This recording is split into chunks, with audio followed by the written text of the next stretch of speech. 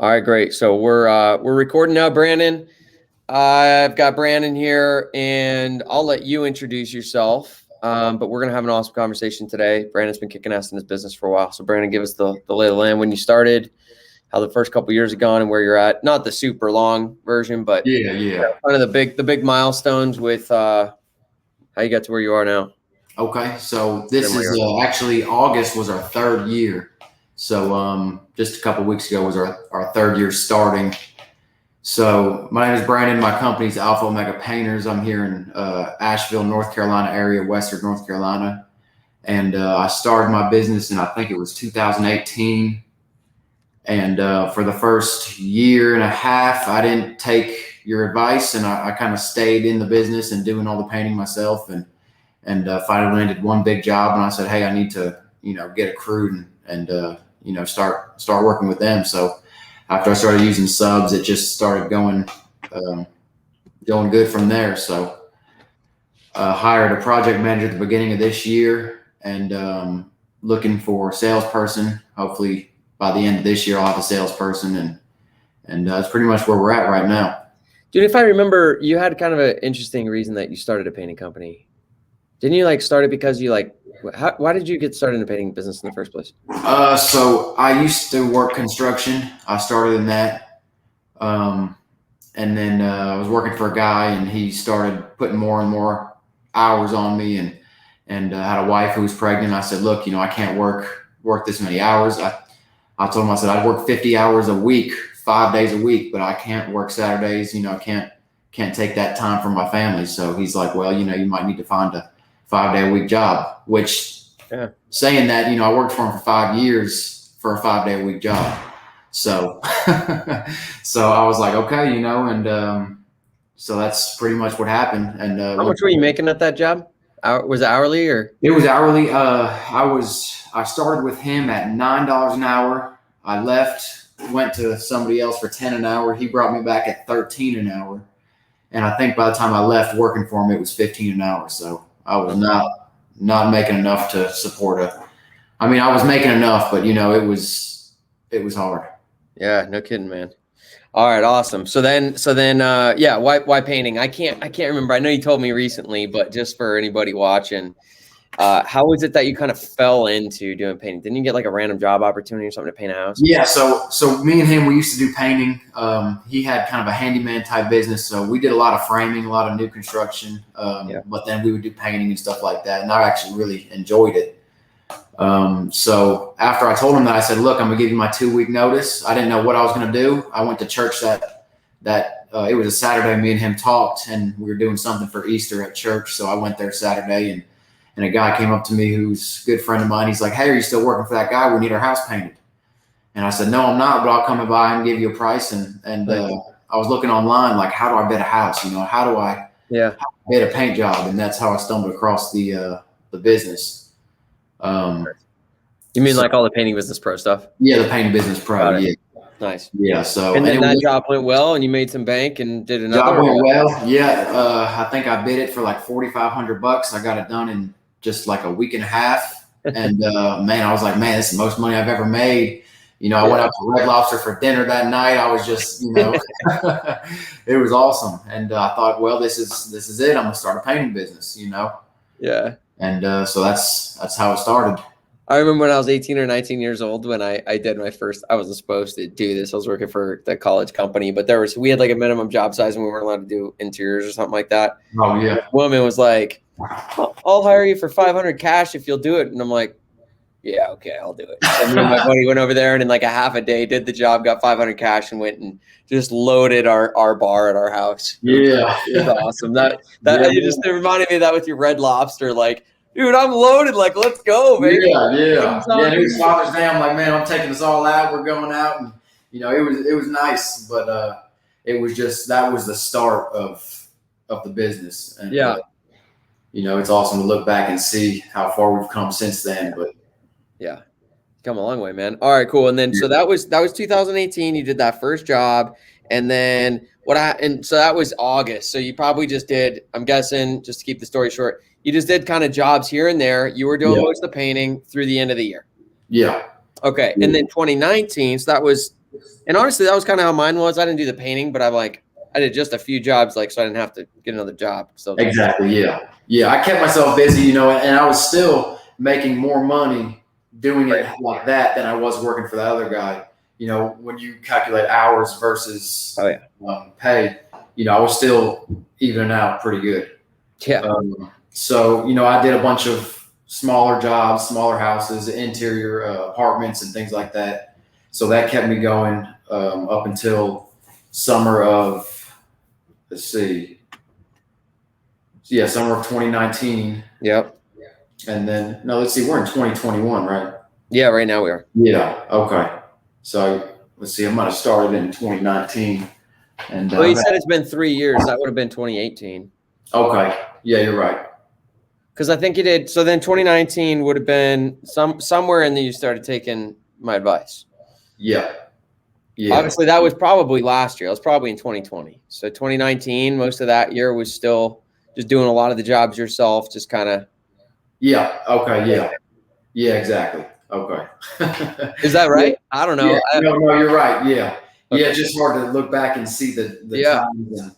But yeah, so I probably did it for about a year and a half or so, doing everything myself. Yeah. And so this is our actual first full year that we've been running the business the way that I set out to intend it to run. Yeah. Very good, man. Well, and what is the way you set out and intended to run it? So, after finding the course and seeing the way you set things up to where you're not the only one with everything on your shoulders, you're not doing estimates, doing production, managing everything. It's kind of breaking it up into pieces and running it like an actual business versus, just a handyman or somebody who just, does it for a trade. And why that? And I'm asking this for a reason, because I totally agree with you, but why is that? Why was that your intention, or why was that the way you wanted to run a business? Well, I saw the system like you had it set up with the hours that you work and things like that. And, having a young family and a wife and kids, I'm like, I would love to make this kind of money and work these kind of hours because I have that time for my family. Yep. So that was the main thing on the reason why. And you have two kids, right? One's pretty new. Yeah, I've got a year and a half and 3. Okay. Yeah. Nice. So they're young. They're a handful. I got it almost 2 and a negative month-old. Oh, okay. I was doing like 5 weeks. Oh, wow. Awesome. But yeah, man, that was my biggest motivation initially when I wanted to be an entrepreneur. Was I wanted to be a great provider, and I wanted to be there for everything. Yeah. And then I got into business, and as you're probably experiencing now, is like, wow, this is better than I originally thought. Yeah, definitely. Oh my God, I fulfilled those goals a long time ago. And then there's then you start to discover what's possible even beyond that. So why don't you share, if you're a pretty humble guy, Brandon, but could you brag for just a minute on how's your business going today? How'd it go? So why don't you just tell us about this year? We'll just speed up right here. This year's doing really well. I think we're at $650,000 in sales. Okay. So, I just take a weekly salary and I'm letting everything kind of just accumulate in the bank account. So just keep it all in the business right now. And I do plan on just keeping myself on a weekly salary or a monthly salary, whatever it may be. But, I'm not in it to spend everything I have, but, I definitely have goals, with the business and growing and once we make more money, things like that. So, yeah. But yeah, we're definitely doing pretty good, around 650,000 in sales so far. Are you following the master business plan? No. Okay. All right, great. So yeah. And that's one thing that I really need to get into. And, I have tried a few times to sit down and actually get into it, but it's a little confusing the way that it's set up. And I'm not, I feel like I need to sit down with somebody and actually go through it. Yeah. Something like that, because we'll come back to that. You're not alone, but that's such a critical piece, because that's what's going to kind of tell you everything. Do you know about you said you hired a production manager this year? Yeah. Okay. Do you know your margins? Not exactly. Okay. So, I try to shoot for around 50%. So that's how I bid all the jobs at 50%. But, I don't know exactly our margins because of everything that's going on. So that's one thing that I really need to focus and dial in on my business is from here, now that we're so busy and things are going so smoothly, is now the time I feel like I really need to crack down and say, okay, we need to make sure we're on budget and we're at cost. And yeah. Well, look, because if you're at 53%, I mean, you're on pace for 900,000 probably. Yeah. I mean, probably not quite a million. No, not this year. Definitely next year. I know no that. Doubt. No doubt. But this year, we're, I think 800,000, I'd be happy. But I'm getting ready to start a cabinet crew and get into kind of fine finishing, and so I think that's going to carry me through winter time. Keep sales going. Not that I'm needing to do that, because I can take the winter off, but I definitely want to just keep things going, keep my guys going. Yeah, you're at that phase. Everyone's different. We all have different ambitions, and you're a pretty young guy, and you're motivated, and you're like, hey, I'm going to keep grind. You're not grinding, I don't think, right? Like, what's your weekly schedule look like right now, personally? Yeah, so personally, I get to wake up, 6 o'clock, have breakfast with my family every morning. Don't leave the house till around 9 o'clock. So I'm the same regimen for me, man. 6 o'clock, wake up, family time till at least 9. Yeah. So, I spend Monday mornings at the office. Yeah. And then I try to get in an estimate or two Monday afternoons. Okay. Tuesday, Wednesday, I have estimates scheduled. And again, I get to have breakfast with my family every morning. Don't leave the house till 9 o'clock. Get home around 4 o'clock. So I can squeeze in 3 estimates a day, Tuesday, Wednesday. Then Thursday, I'm at the office all day catching up on paperwork and things like that didn't get done. Where we live, there's a lot of non-standard jobs. Like, we have a lot of cabins and a lot of kind of weird things that are hard to bid on site, just because it takes so much time and figuring and stuff like that. So, I try to keep that for Thursdays at the office on certain jobs. I want to have that available. Okay. Fridays, kind of the same as Tuesday, Wednesday, but Friday afternoons I'm in the office writing checks and things like that. So nice. And then when do you usually wrap up your day? About 4 o'clock every day. Not bad, man. Yeah. So, you work weekends ever? No, never. All right. So you're working 9 to 4, Monday to Friday. Nice 35-hour work week running. Yeah. It will be $1 million company next year. Yeah. And you only have 1 employee. So you got into phase 1. You started to step out of phase 1 this year, and you got a production manager now. Yeah. Right? So I also have a social media manager. So she takes care of Instagram, Facebook. Full time, or is that part-time thing? Contractor? How do you have that set up? It's so I pay her by the hour, but she only works like 15 hours a week, and she puts out one graphic every day, one video, something like that. Got it. Okay. Cool. I'll have her on job sites and specialty jobs and things like that, so she'll get content. And Facebook in our area is a huge thing. I know it's for everybody, but if you do it right, it sounds like you are. Yeah, but we're in a small town, kind of, so we're trying to get our name out there as the local painting business, and so far we're definitely growing in that. Yeah, great. Okay. All right, this is good, man. So I'm just trying to think what we want to go through. So just for anybody who's watching, the reason we'll take a quick pause, and then we kind of got to get an intro with Brandon. We're going to shift gears and start getting into just like some coaching and some suggestions, and because when you started this business, like what would have been like your dream come true with this thing? Because you're already going beyond that. So what were some of those goals when you started, and what have you already gone past? What surprised you?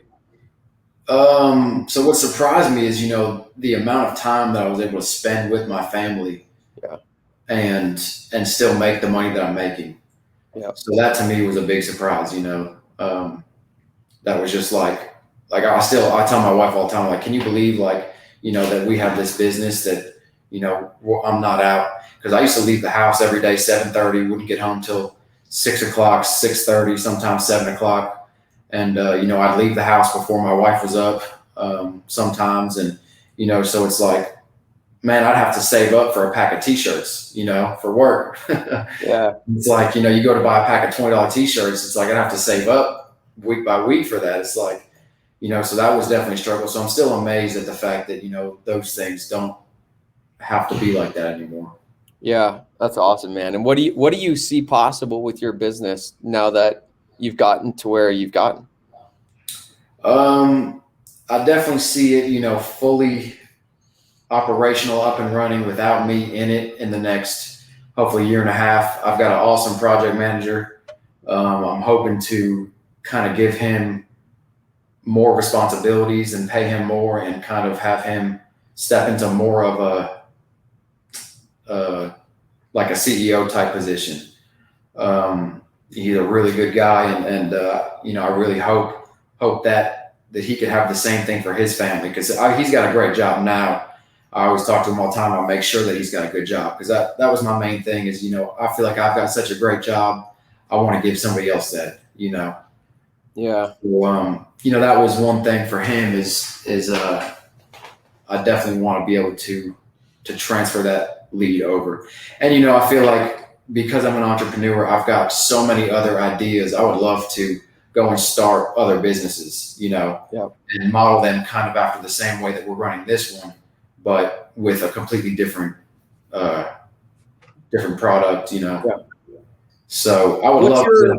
Real quick, Brandon, I'm just curious, what's your motivation for starting other companies? It's just, for one thing, you're making more money. Not that money's everything, but I feel like I don't want to, I want to build this business and get it to a point where I maybe have to be in it 10, 15 hours a week, but then I'm like looking around, I'm like, what am I going to do for the remainder of my week? I don't want to just sit around and do nothing and just be like, well, I'm a successful business owner, I'm done. Yeah. So that's kind of the thing is I feel like I want to keep things going. I don't want to just sit around and do nothing. Yeah. So that's the main thing. But, I love what I do. I love people. I love providing a service that is helping people. So, and also, creating jobs for people who need them and who deserve to have great jobs. I love it, man. That's why we're here talking, Brandon. So Brandon and I got on before we started recording, and I'm like, hey man, so what are we talking about? He's like, oh, I don't know, man. You just said we should set up a call because we talked probably a month ago, 6 weeks ago, something like that. About I don't even know what. I can't remember honestly. Who knows? It doesn't matter. But I told him, I'm like, look, man, I think the reason you're here is because what I'm passionate about and inspired about building at Painting Business Pro is I'm passionate about helping guys like Brandon who, if you're watching this or listening, it's like, yeah, it's just a good dude, who's got an awesome story. And the last thing you just said, like, man, I just love providing something good to people, love providing employment to people who deserve it. Like you just got a good heart. You're doing it the right way. What I'm really interested in is helping people go from, zero all the way to, for me, it's like, a couple million a year, because that's kind of what happens once you build that team. You get a team of 4 or 5 people in your organization. And there's a few reasons that's a good number. Number one is it's a lot more fun for the people in it when it's like 4 instead of like 1 or 2.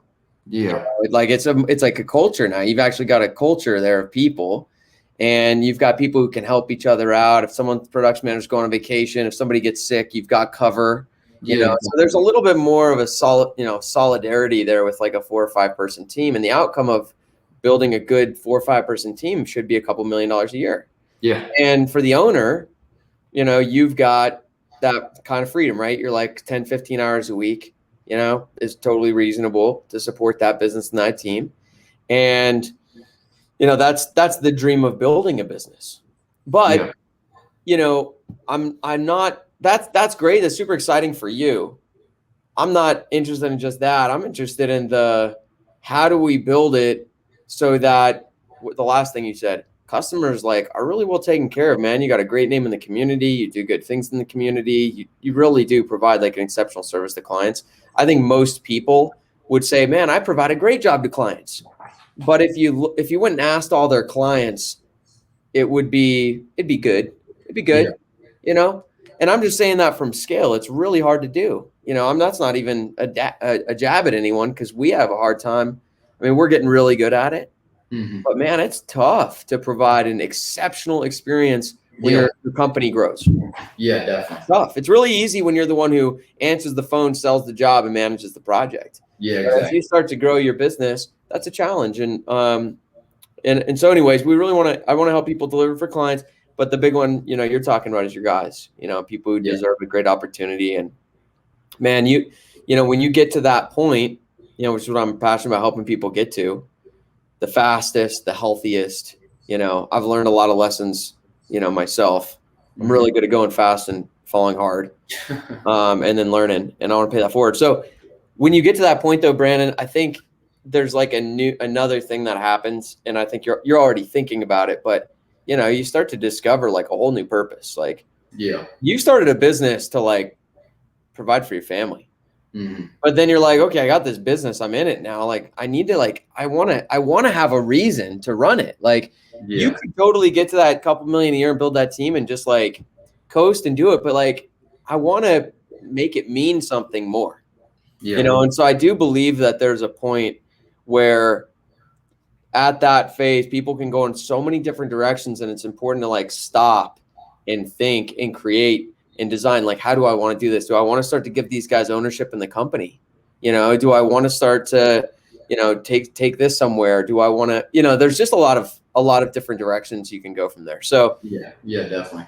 So anyways, that's why Brandon and I are talking, because I love guys like you who are put in the time, you do things right, you follow after a year and a half, you follow what works, you know.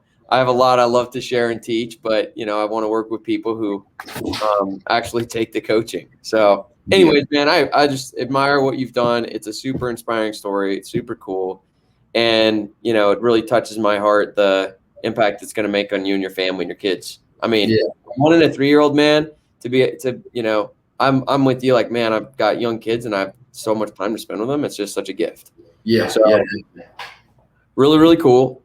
And I'm really, really happy to hear that you're working like 9 to 4.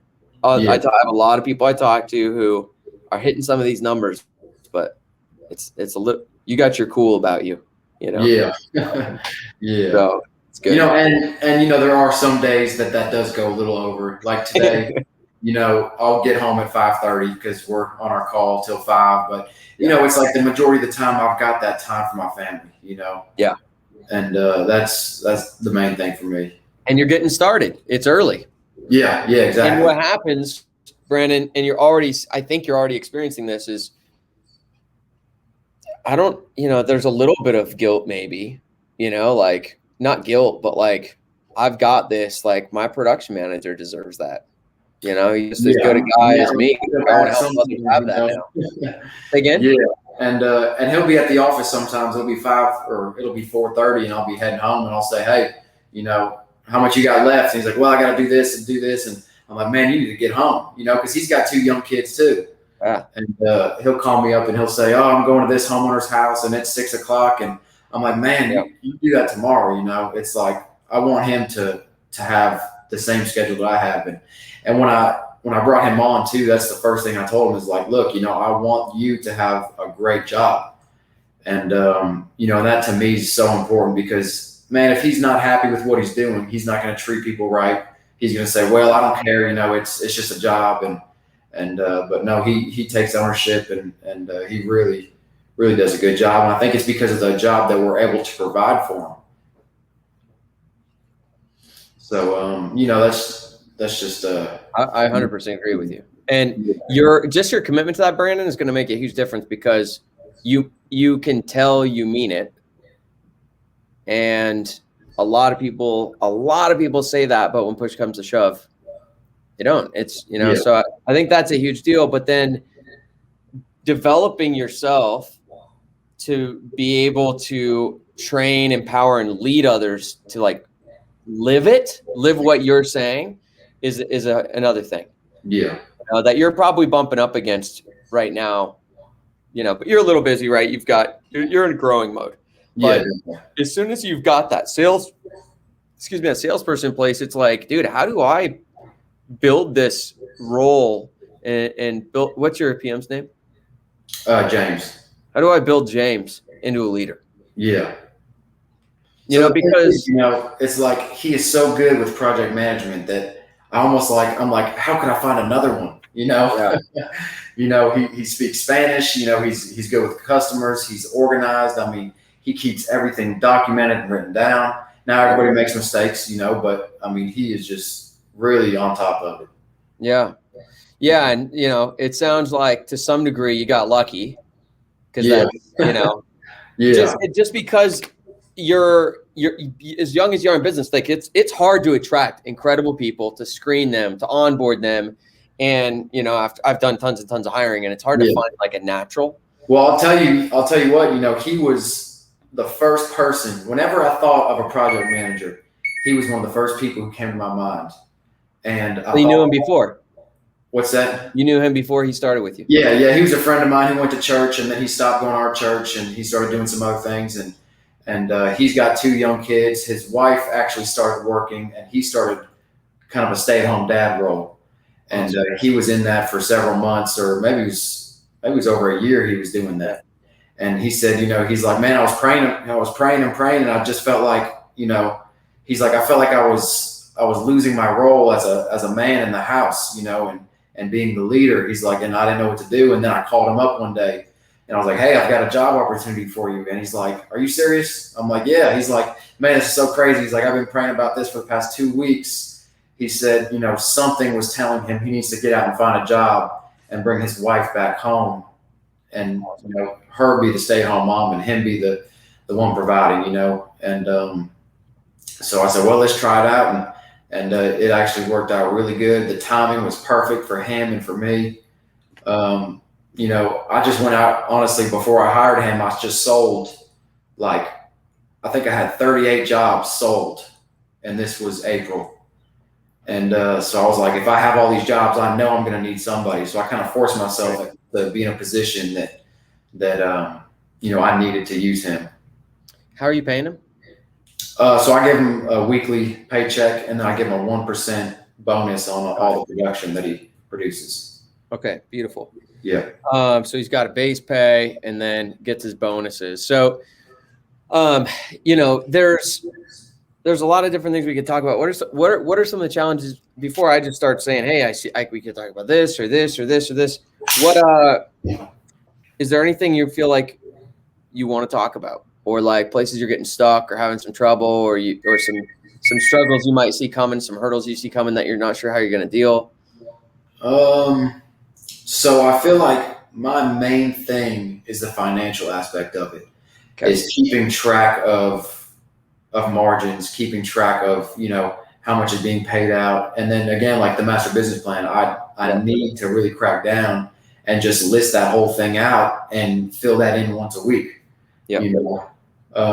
So honestly, that to me is the main issue. Now this past 2 weeks, we've had like 4 jobs come up that had issues on them. And, me and James, we had a meeting, we took care of those things, and really just what it comes down to is things not being done the way that they're supposed to be done. Yeah. Walkthroughs weren't done on certain things, and products weren't sampled before they were put on the house. And, it's just like these stupid little things that create these huge problems. Yeah.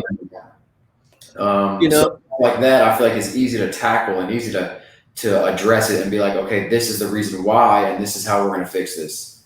But I think my issue would be definitely profit margins. I know we're probably making somewhere around 30%, 40%. But, to be able to actually crack down and say, this is exactly what we're making. Before your accountant tells you next March or whatever. Yeah, exactly. Yeah. Yeah. Well, it's smart that you're keeping money in the business, but so let's jump in a couple things here then real quick. So the first thing is you're at a position right now where there's some issues, but things are going really good. Yeah. And a trap that I don't think you're going to fall in this trap, but I think a lot of people could fall in the trap of like, let's grow. Yeah. Now, there's two ways to grow, but the way most people would choose to grow right now is by doing more. Yeah. Hire a sales rep, more marketing, hire another sales rep. And what will happen is the things that you can kind of barely tell are broken are going to start to be very clearly broken. Yeah.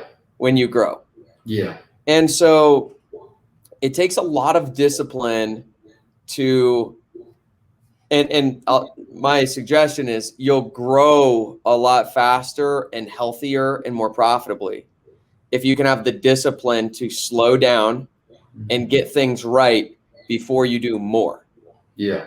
What's going to happen though, when you slow down and do things right, is you're going to do more. Yeah. You know, like our company's that's what we've been doing for like 2 or 3 years now, because, you know, depending on what you want to build and create, like you need a different kind of foundation. And right now the foundation you have is enough, it sounds like, to just support what you're doing basically. Yeah. You know, and some of these little things that, you know, a lot of people would look past, like, yeah, I could do this master business plan. I could like get to the bottom of some of these issues and problems. I could build out some more standard operating procedures. I could invest a little more in training, James. I could, or I could go grow. Those little things though aren't little. You know, I mean, next year, even if it's just you and James, you're going to go do $1 million. Yeah. If you go do $1 million next year, 3% off your margin that you don't really notice if you don't track it is 30K. Yeah. It's like, that's nothing to scoff at. Like that's a exactly. of change. Yeah. The thing that we also don't realize, that you don't see what you don't see, like referrals that don't call. Referrals who never call you, you don't know they're not calling you. Yeah. Getting that production really cleaned up, like really clean. Like he's good at fixing things, but how do we learn from every one of these things to make sure those don't happen in the first place? Get these crews we already have really humming before we throw more on there. That's where you're going to see some really surprising things happen. Yeah. More, all of a sudden start getting more referrals. Yeah. You don't realize the referrals you're not getting. You don't realize some of the profit you're leaving on the table when you're not tracking it. So just that would be the first thing is, hey, just don't fall in that trap. There's a way to grow a lot next year with balancing the two. Yeah. I think it would really serve you, Brandon, to hire a salesperson. Because if you did hire a salesperson, that frees you up. That frees up your time significantly. What would you do with it? What do you think would be the most valuable thing for you to do with your time if you did bring on a salesperson?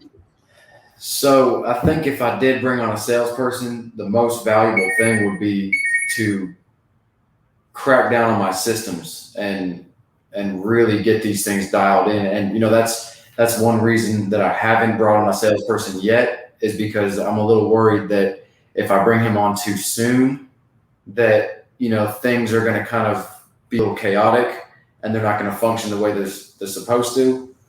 And, I'd be worried that like, okay, now this guy's selling all these jobs, or he's selling no jobs and he's just like costing us a bunch of money. Yeah. And honestly, I will say that with the new estimating forms, those have been a huge, huge help. Those are so good. He's going to make those a little better. Are you using a CRM right now? Not sort of. I am. Okay. So I've got a sales tracking thing, but it keeps everything in there, keeps everything organized, keeps my sales percentages. So, it's pretty good, I think, for what we need right now. But yeah, I feel like if I was to bring on a salesperson now, I would be a little bit premature on that. Okay. So, and a couple, let's see, maybe about a month and a half ago, I was really like, okay, I'm going to get a salesperson. I'm going to do this. And I was like, okay, let's slow down a little bit and things kind of started to catch up with me and started getting a little bit busy.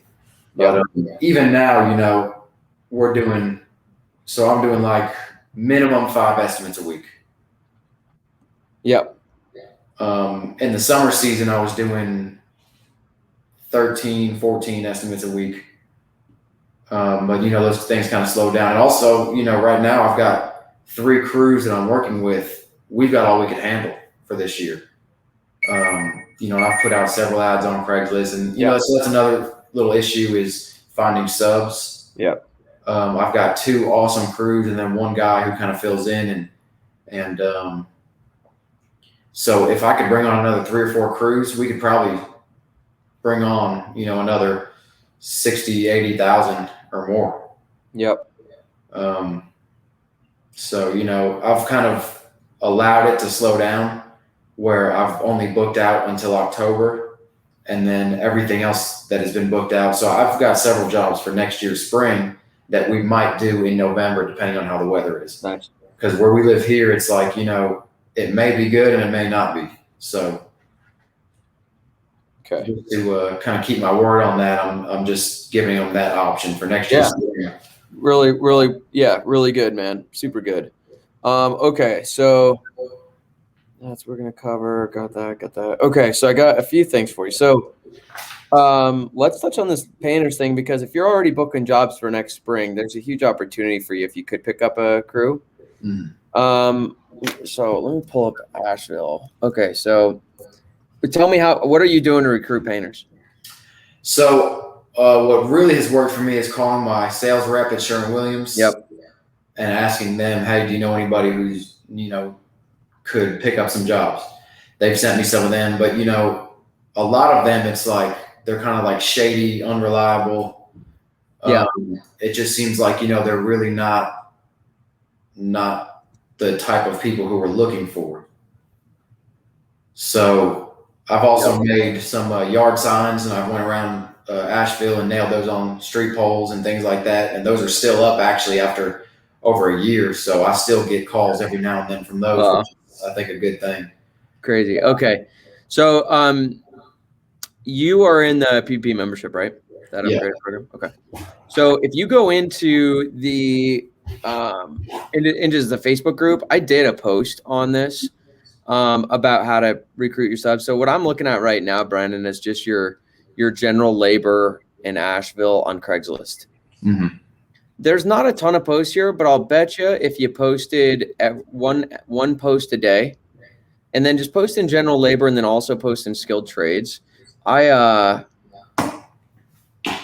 Hit me up after this, and I'll get you a job posting. Okay. So I will tell you that I watched the video that you did. Yeah. About that, and I said, okay, I'm gonna start doing this. I'm gonna post every day. I posted one day. I checked the next day, it was still there. I checked a week and a half later, and my post was still there at the top. Yeah. And you know, so there's really not a lot of people out looking for painters right now in Asheville. And so the few hits that I did have, it's funny because, you know, we had a couple subs who we started to try out on jobs, didn't work out, and then they didn't realize that they're messaging the same company and they're saying, hey, you know, we're looking for work. And it's like, I didn't even bother to call them back, you know, like obviously it didn't work out, you know. Yep. Well, you know, I'm looking at both of them. I'm looking at general labor and skilled trades, and it's like without scrolling down, there's, you know, the last 3 days. So you can maybe post one on each of those every few days. Yeah. Even though you're not having a ton of success, just do it, because you never know. The thing that you got to remember is that we're in this industry, man, where there's not a lot of like great contractors. And I can tell you from like running an organization that's got a ton of people in it, people aren't great at conflict resolution. Yeah. Just people everywhere. Right. So, you know how like on some jobs, like things just go south. Like it's not, you could step in and be like, you hear the story from the painter, you hear the story from the production manager, you hear the story from the client, you're like, and you know, like, okay, I didn't set these expectations as good as I could have. Or I'll step in and be like, look, every one of you is right. You're all right. Yeah. You know, like you're all right. And that doesn't, you know, you got to understand that like sometimes shit happens and it's all good. Exactly. Yeah. But people don't deal with things that way, so contractor, and painter get it, there's a problem on a job and they get into it. Sometimes that's enough to have someone go look on Craigslist for who else they can work for.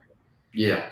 And you never know when that's going to be. So if you're in need of painters, just always have that line in the water. Yeah. Always have it in the water. Because you're also, Brandon, in a smaller market in Nashville. I just looked it up. We got about 100,000 people in Nashville, maybe a little more in surrounding area, which kudos to you for doing such a great job with your business. A small market. Yeah.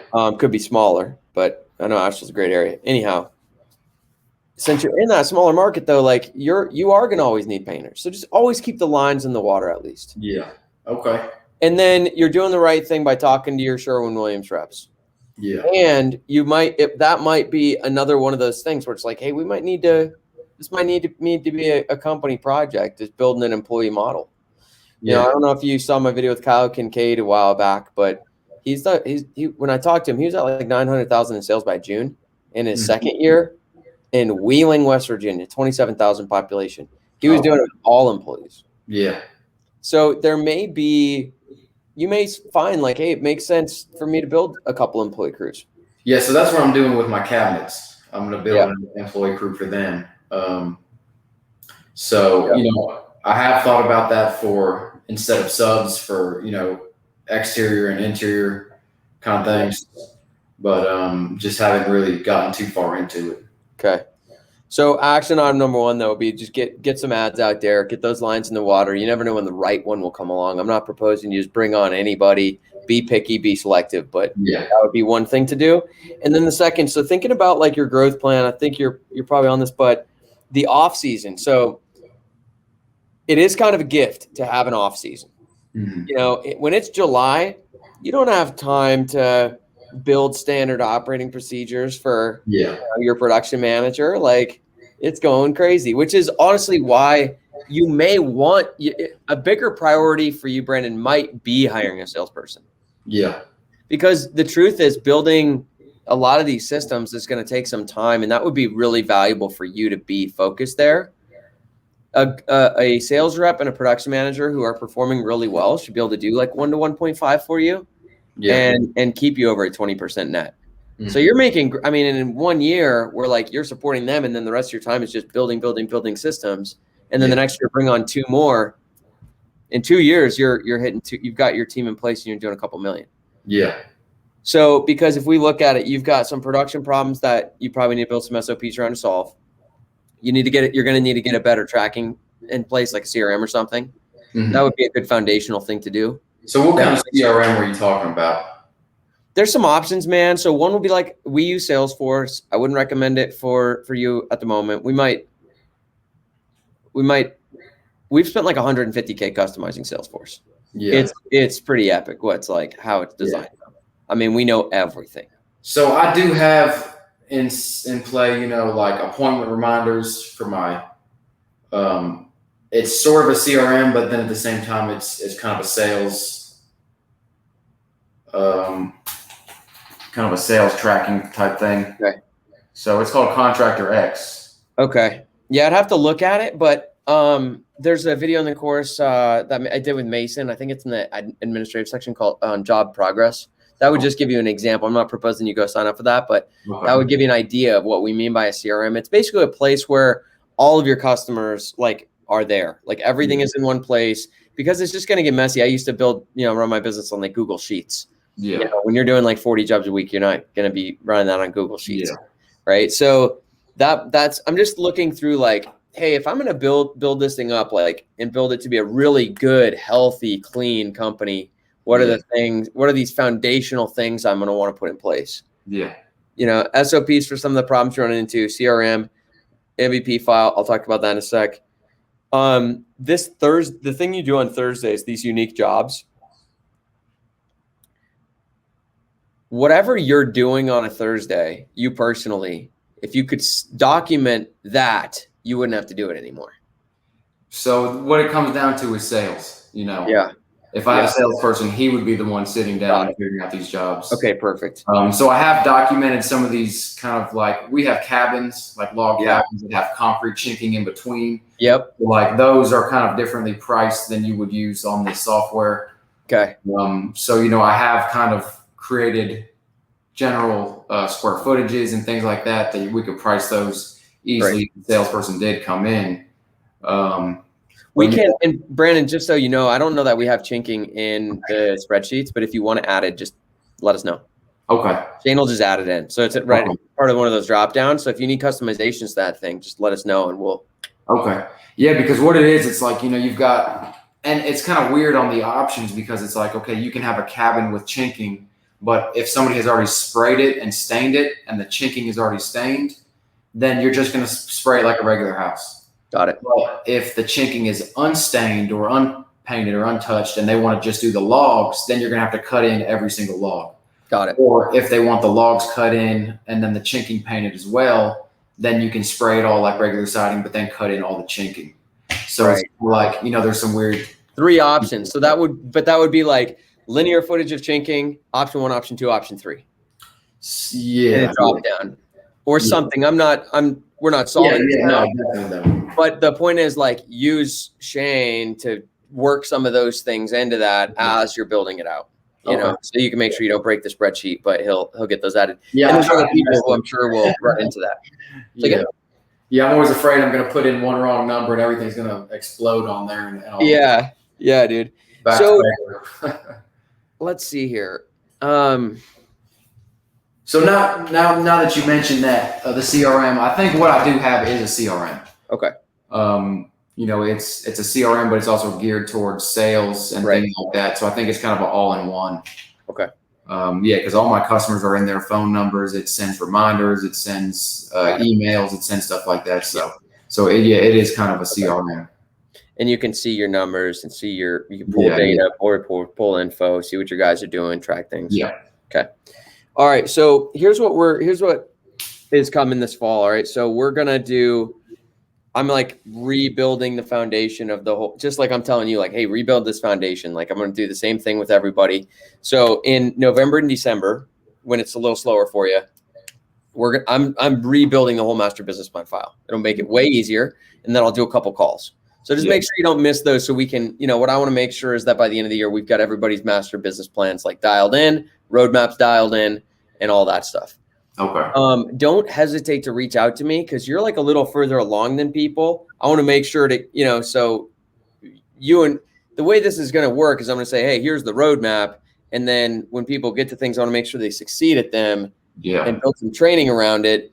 And then when you go off the rails a little, that tells me where there needs to be more training, right? So you won't just stay in touch with me because you'll kind of educate me on what people need. Yeah. Right. And there's going to be other people like you that's the same boat. And I'm going to try to lay this foundation expectation at the end of the year. Yeah. You know, we want to start to make this whole Painting Business Pro thing not just, hey, here's a bunch of videos and there's a Facebook group, but actually build like a whole support environment of support. So you've got like direction, support, you know what to ask. You've got a good game plan. Because the biggest thing for you, Brandon, is yes, you need to get the master business plan dialed in. That's going to be your numbers and financials. We'll wrap it up in a second. I know you got to get home to family. So we'll get that dialed in for sure this fall. Yeah. The other thing we're going to get dialed in is some organizational stuff from a personal standpoint on your time. Just what you're telling me, you're great. You're great with the way you're running your business and managing your time. And what tells me that is you're in control of your schedule. Well, I'll tell you, Google Calendar has really, you know, I tell everybody now, they're like, oh, I don't have time for that. I'm like, man, make a Google Calendar because you will have time for everything. Yeah. You can make time for everything. And if you live by that, it really. Did you go through any of my time management training? I watched some, and I think I was in the time management webinar. Got it. And I think you were going to come out with some more, and I was looking forward to that. But that's fall. That's this fall. The more is this coming this fall. And this stuff, Brandon, that we're going to get into, it's valuable for you. It's even more valuable for how you can empower your team with what I'm going to teach you. Yeah. Because your business is soon going to become your team. Yeah. I mean, you're not the business anymore. You empower the people who are the business. Yeah. So not only is the MVP file coming, but a lot of that training that has nothing to do with painting. It has to do with being a high performer, being really organized, some other really good principles. I'm going to get that rolled out this fall as well. Okay, awesome. So keep an eye for that. Your master business plan is the financials, the sales plan, the production, the plan. Yeah. What you want to think about though, and I mean like when I say think about, I don't mean like have thoughts about it throughout the day. I mean like schedule some time and journal and write and think. Like, what's your plan?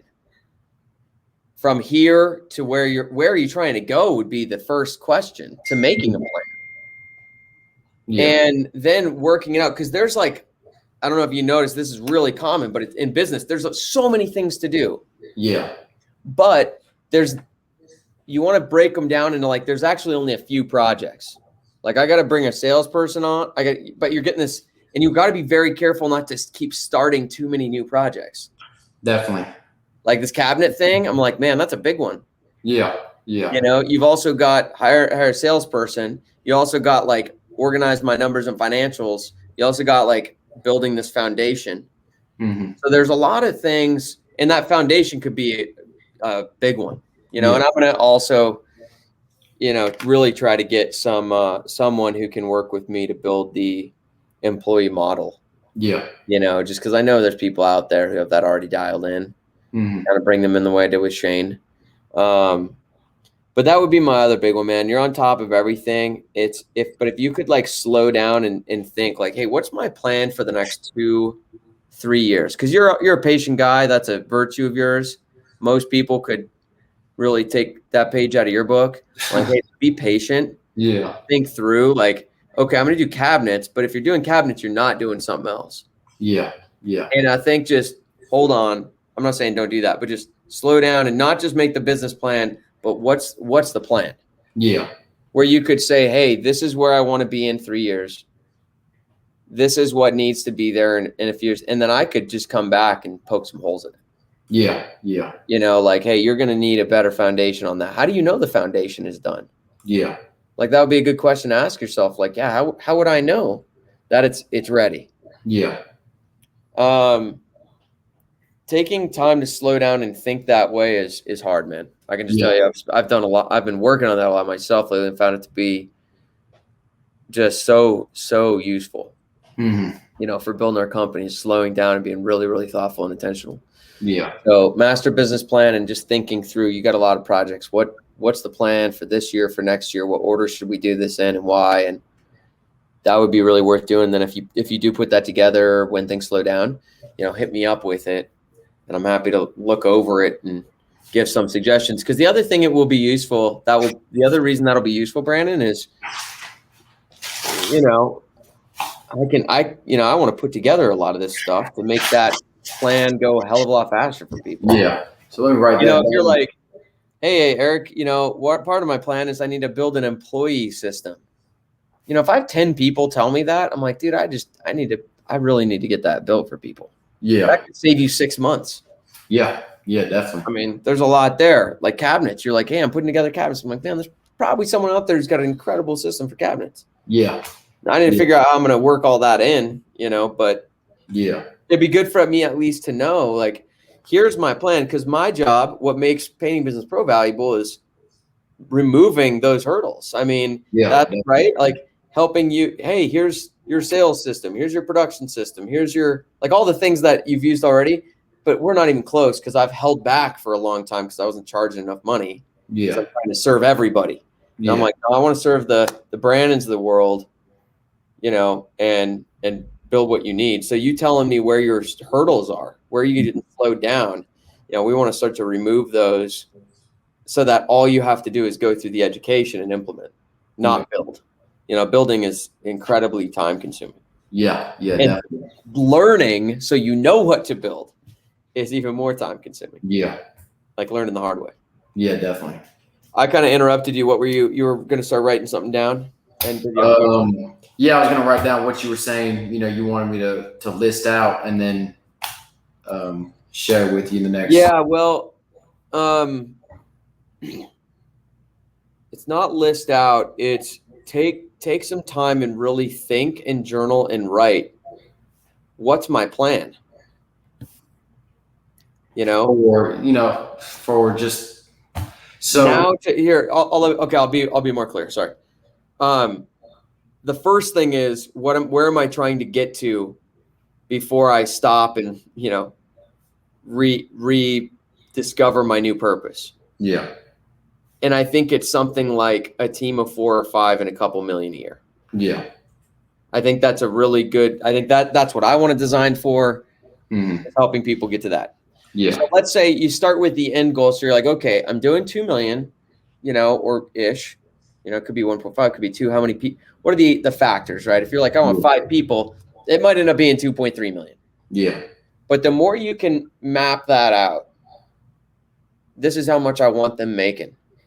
Yeah. This is how, how I want them having a balanced life. This is how I want to be serving our customers. This is the profit margin. This is what my schedule looks like. Like the more crystal clear you can paint the picture of where you're getting that next milestone for you, the easier it'll be to get there.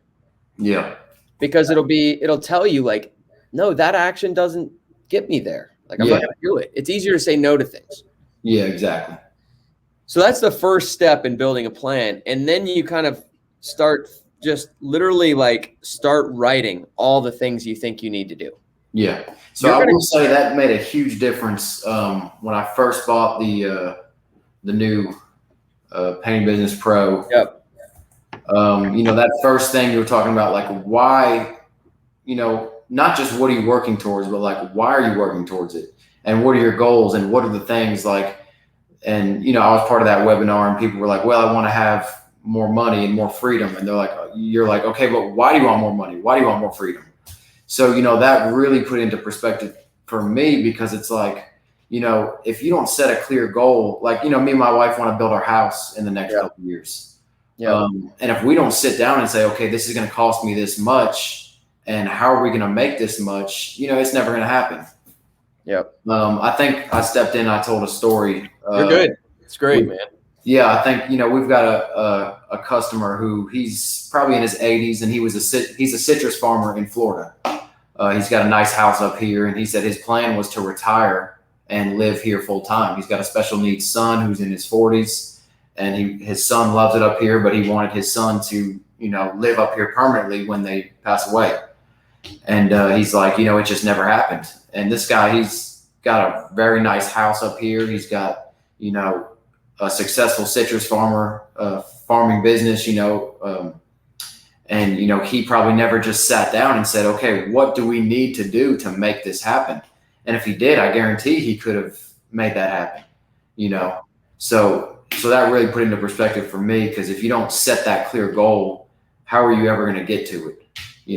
It'll just be a picture on the wall that you're looking at every day and saying, one day I'm going to get that. But without setting that goal and planning out the steps, you're just not going to get there. Yeah. And so the plan is, what you'd start to do is literally like just brain dump. So once you have that outcome you're after, you literally start to brain dump. Like, I'm going to build this cabinet or finishing thing, and I got to get my production rate sorted out, and I got to get my master business plan and financials organized, and I got to figure out how to do, we're going to do all these unique jobs, and I got to figure out the labor issue with whether it's subs or employees. And then I got to hire salespeople, hire this, hire that. Those will be systems I got to build. So you start thinking about all this, and it's like, that's a lot of stuff. Like, you need to start to break it down into like, how do we package these into like 2 or 3 things per year? Yeah. What's the order I should do it in? And think about that 3 years, like that timeline on paper first, and then be like, this is what we do this year, then this. Then that. That's what I mean by the plan. But the way you get to the plan is by being really sloppy first, dumping it all out, and then keep sorting through it until you're like, here's my plan. Yeah. Yeah. That's what I would suggest. And then you can bounce it back to me and I'll say, hey, here's the holes I see in it. Yeah. Because most people don't plan. They just kind of keep taking the next steps. And since you start going in too many directions, then I got to close this down and I got to do this better. And I got to go back and revamp this system. And it just creates a lot of inefficiency. Yeah. So master business plan, building your plan. otherwise, man, I'm pumped for you. And then we'll be doing a lot of stuff this fall with the MVP and additional training stuff. Okay, awesome. Yeah, I'm definitely looking forward to getting the master business plan set. Dude, it'll be such a game changer for you. Like Yeah. you'll be like many things, you'll be kicking yourself that you didn't do it sooner, Yeah, Like, oh, why didn't I listen to it sooner? But I understand there's things that need to be cleaned up on it. I'm late for a call. I just realized that's why I scrambled. No, sending an email quick. Okay. But Yeah, no Brandon, problem. any just to close this out, man. If there's anybody out there that's considering joining Painting Business Pro, what would you say? What difference has it made, or what would you say to anybody who's wanting to build a good company?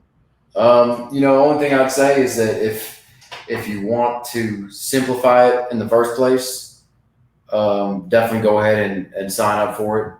I know if I was to try to build all this, I would not be halfway as far as I am now. I wouldn't come close. So it's just the systems alone are worth far more than I've ever paid for it. I mean, I think it was like $800 when I got it, and I was like, this is the best $800 I've ever spent in my life. It's just the systems, everything down to it. It's just a game changer.